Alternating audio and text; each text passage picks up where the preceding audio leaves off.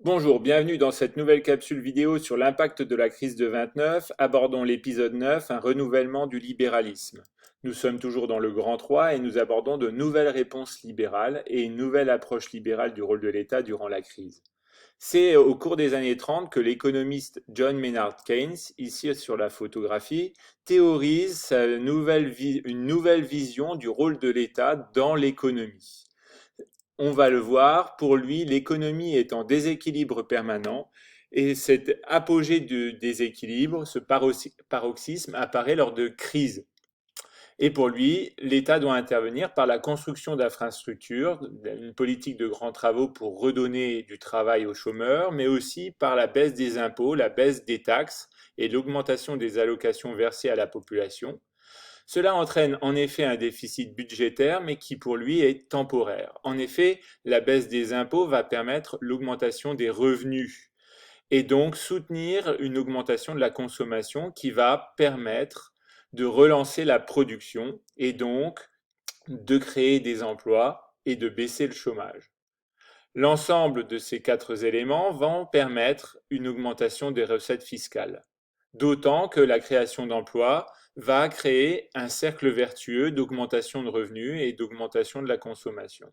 Ainsi, à terme, l'augmentation des recettes doit combler le déficit budgétaire initial. Donc toujours dans des réponses libérales, c'est Roosevelt qui va appliquer cette nouvelle théorie aux États-Unis grâce au programme du New Deal. Donc Roosevelt est un candidat démocrate à l'élection présidentielle et lors de sa campagne en 1932, il évoque pour la première fois cette nouvelle donne, ce New Deal, qui va se mettre en place après sa victoire en 1933, d'abord sous trois angles.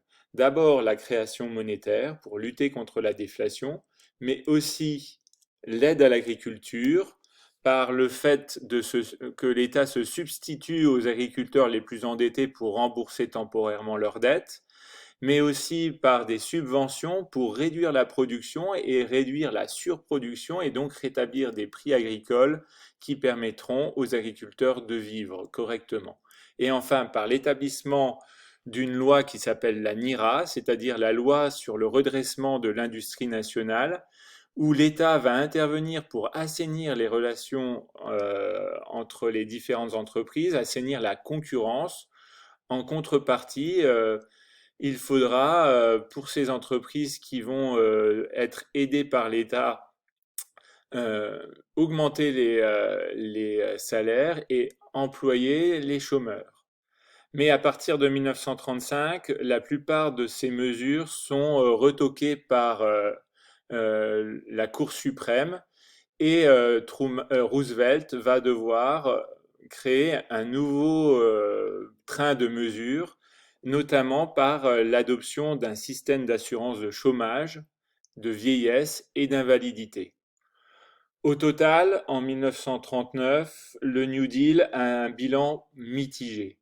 S'il est parvenu à relever le niveau de production de richesse à l'avant-crise, le chômage reste pour lui assez élevé puisqu'il atteint en 1939, à la veille de la guerre, 8 millions de chômeurs. Comment l'État intervient-il pour résoudre des crises économiques et sociales?